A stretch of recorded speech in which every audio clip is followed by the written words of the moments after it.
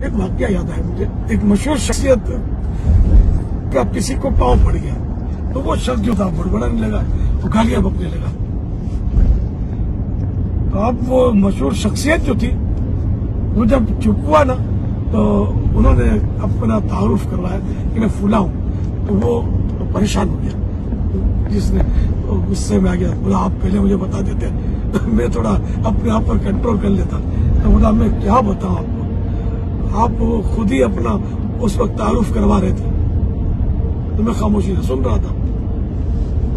یوں مطلب اس کا تعارف ہو گیا نا گالیاں بکنے کہ کتنا بدتمیز ہے۔ غصے میں آدمی بالکل وہ بے قابو ہو جاتا ہے، بعض اوقات نہ بولنے کی باتیں بول جاتا ہے تو بعد میں اس کو ندامت ہوتی ہے۔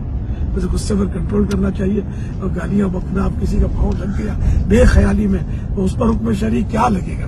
ایک بات ہے، گناہگار تو نہیں کہیں گے، پتہ نہیں ہے کوئی راستے میں بیٹھا پاؤں لگ گیا تو در گزر سے آدمی کام دے۔ تو اس میں ایک حدیث پاک سنو، فرمانے آخری نبی صلی اللہ علیہ وسلم ہے کہ جہنم کا ایک دروازہ ان لوگوں کے لیے مخصوص ہے کہ جن کا غصہ کسی گناہ کے بعد ہی ختم ہوتا ہو۔ حسن بصری رحمۃ اللہ علیہ ارشاد ہے کہ غصے میں اتنا اچھلتا ہے کہیں اب کی اچھال تجھے جہنم میں اچھال کر لے ڈال دے۔